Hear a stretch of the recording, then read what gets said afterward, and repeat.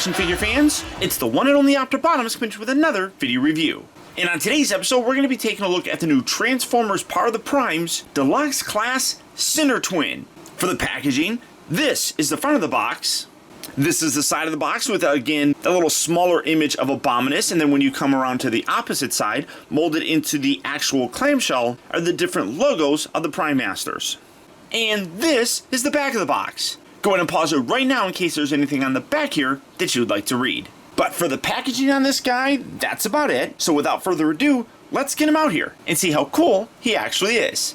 And here we have SINNERTWIN open up and out of his packaging. And obviously, he comes with his collector card. Got that nice art on there. Power of the Prime, SINNERTWIN on the back. In this configuration, they have him combining with Solus Prime, which in doing so creates energy shields that protect Decepticon fortresses. Alright, whatever. But here he is, and, you know, first and foremost, how nice is it to be able to call this guy SINNERTWIN again and not, what were we, Twin Strike or something like that? How nice is it? I think it's awesome. Again, I don't have much attachment to the characters, but I love it when we're actually able to call them by the names that they were in the show. For his accessories, he comes with the exact same hand that we've gotten 4 other times. It's just painted to match this. It's not bad.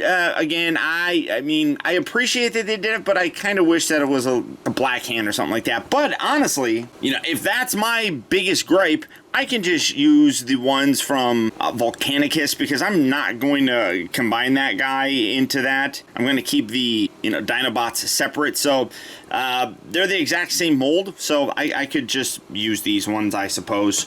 But you do have the gun here, which, again, nice representation of his G1 gun.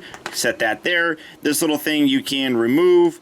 You can also use this as a gun. I think it's silly. You can also take this little guy and put that in there. And, of course, we can do it with Cup. And there's Cup. So you can do all that kind of stuff with this. For display options, he does have a couple different ports on the body. I honestly think that the way that the instructions had it was putting this here on the side. Oh, that hand doesn't, no, fingers don't stay in there very well. Having you do this and then doing this. I think that because that's a little bit more like G1 accurate, but honestly, I don't even really care about having that on there. And it looks a little bit better, I think, like that. I mean, that kind of looks cool, I guess. And then you can always put this down there. It's your toy, do what you want with it.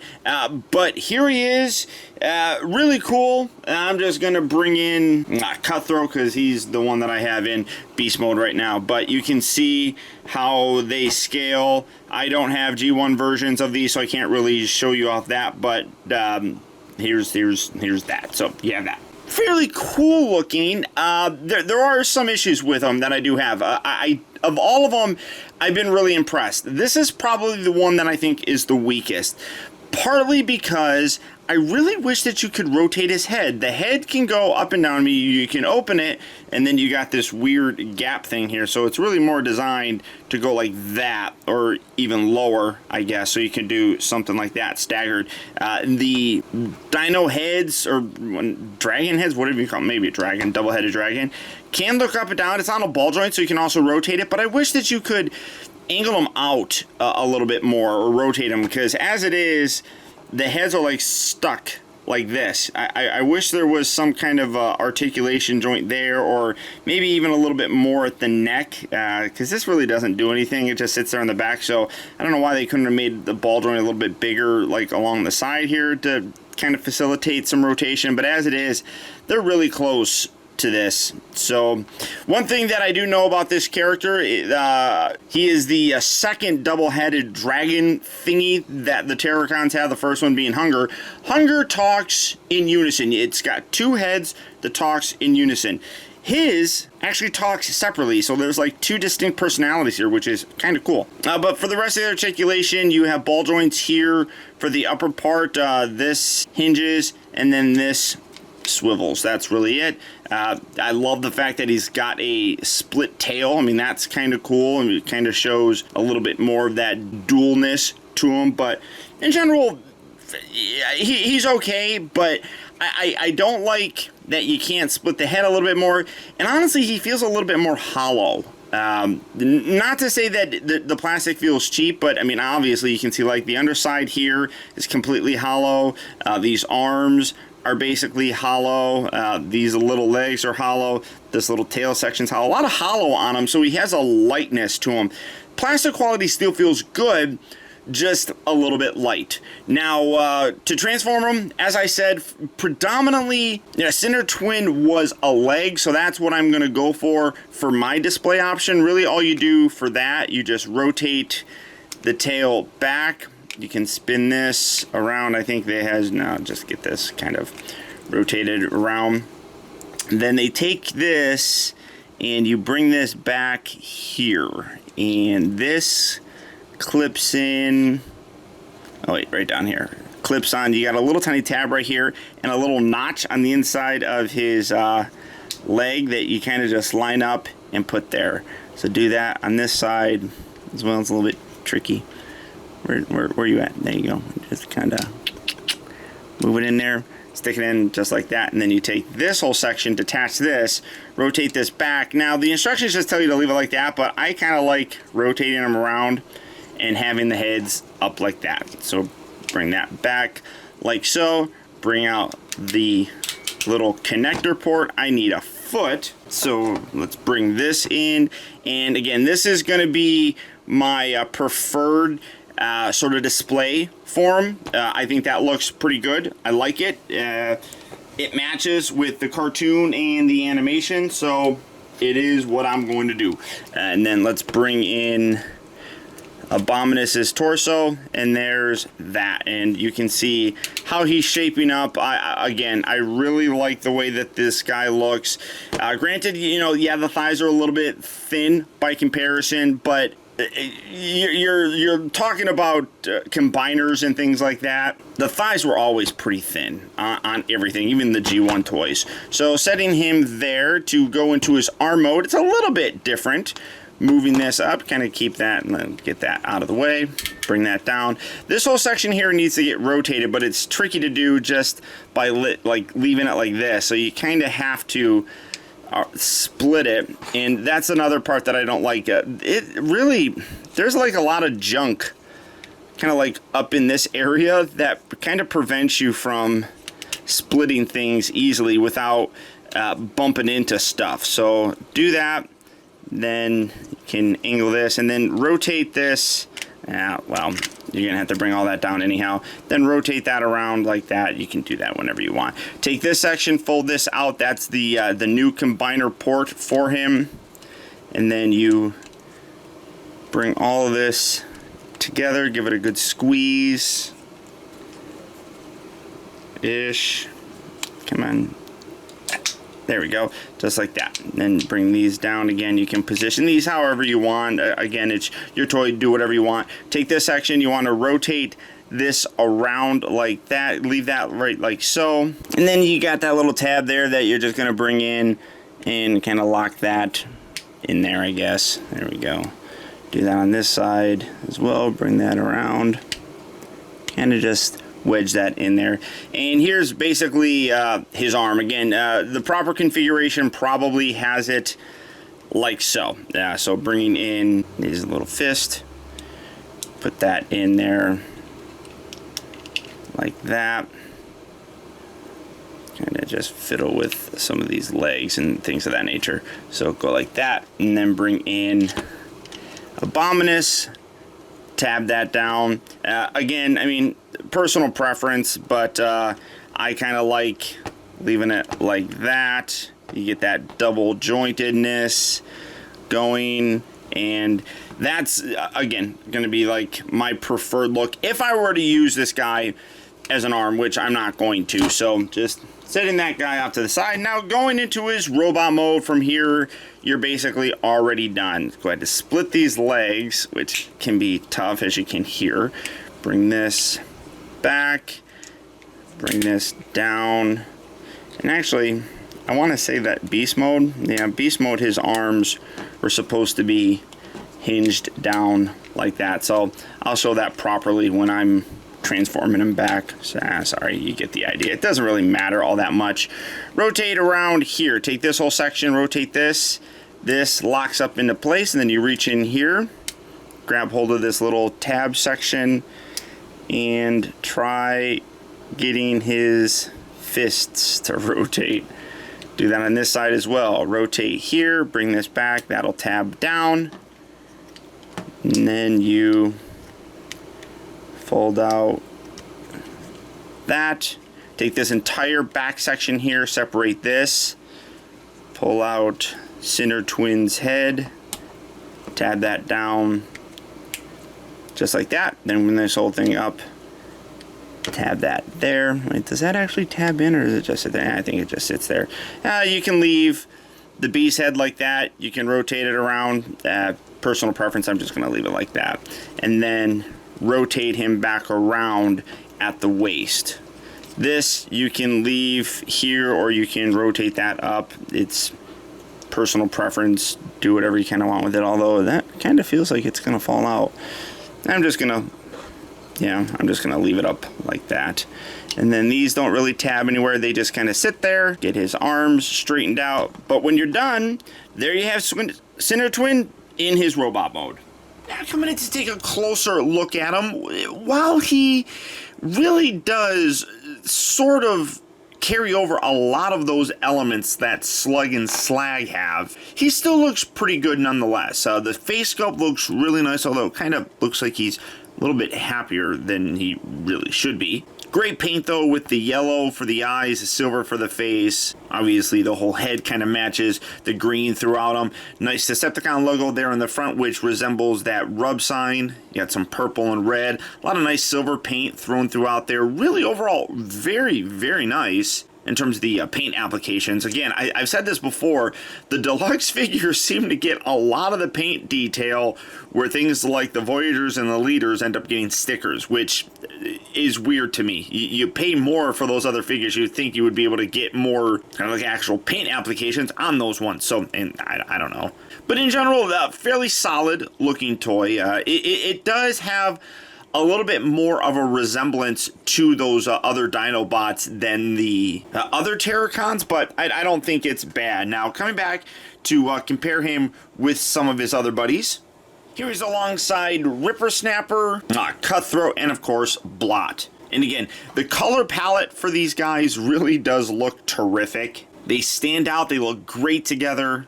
And as I said previously, individually, they are terrific figures that almost warrant having a second set of, so that you can display them like this and not just as Abominus. First articulation, it is pretty much the exact same. You got a little bit of a ball joint here for the neck, ball joint here for the shoulders, allows you to move in and out because that little cut right there, which you get a nice range of motion, rotates just above the elbow. You got a hinge at the elbow as well. Come down to the waist. That does rotate nicely. You have hip joints that are on ball joints, very stiff on mine. They move in and out, forward and back. Rotates, again, yeah, very stiff. Rotates at the upper part of the thigh. It bends at the knee, but as you can see, I mean, like he's got like a really strong forward bend as well, which is a little bit strange. So all the same articulation that we've gotten in the other figures is there. It does get a little bit kind of clunky down here with the feet. You can kind of leave that down if you wanted to kind of hold that up. I mean, it doesn't really matter, but that's really, I mean, in this one, it's kind of flimsy, and that's kind of what I was going by. I mean, like, you look like underneath the feet, obviously, because that all kind of collapses. The legs are hollow. I mean, like, his thighs are hollow. Just something about him feels lighter than when you, like, say, feel him with Blot. I don't know. I mean, he definitely has more, I guess, light of a feel. It's not a bad thing or anything. Like I said, in general, I believe that he's the kind of weakest of all of these Terracons, but I'll live with it. Now, to go back to his beast mode, fairly easy. We're just going to rotate this all the way down, collapse that like that. Fold the fist in on both sides, collapse that all the way around, just like that. And then take this entire section here, hinge this back. I didn't have that previously, but I guess it really doesn't matter. Kind of straighten that out. and then separate this from the back section. Then you rotate the head back and around like so. Bring this back and around. Now this part here does get a little bit tricky to do. You got these little teeny tiny tabs on the underside of his neck that lock in there. When you bring it in, it's a little bit easier to kind of push one in and kind of get that in there. Push one in and then kind of squeeze and then push the other one in. It makes it a little bit easier doing it like that, and then you can position these heads however you see fit. I think I forgot to mention that these do open, so you have that extra little bit of articulation in the beast mode, so you do have that.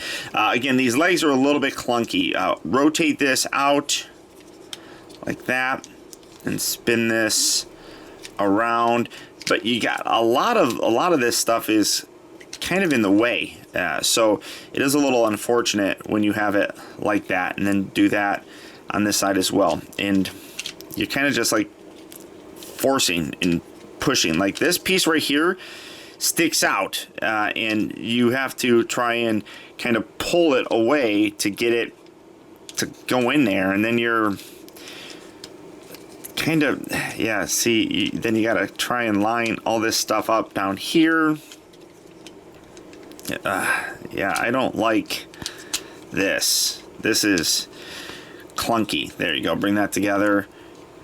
Bring this. Did that actually? Yeah, no. I don't even know if that's in there all that well. It's kind of a mess. Let's see. Bring this around like that. Come on. Get this tail out of the way. Like I said, just a lot of stuff's here. Kind of clustering up everything. There we go. Squeeze all that. Bring that. And give that a nice little push. Bring the tail up. Kind of sit that there. Rotate these little beast legs back and around. Position this so that's going to be kind of like so. And yeah, keep that up. And play with these heads that are just flopping all over the place. But when you're done, there you have SINNERTWIN back in his beast mode. As I said though, I do feel like he's the weakest of the Terracons that we've gotten. He looks good. I mean, he's not terrible by any stretch of the imagination, but all those other ones really are just that impressive to me. And this guy just kind of feels, I want to say just like phoned in. The paint applications look really good on him. The detail's really nice.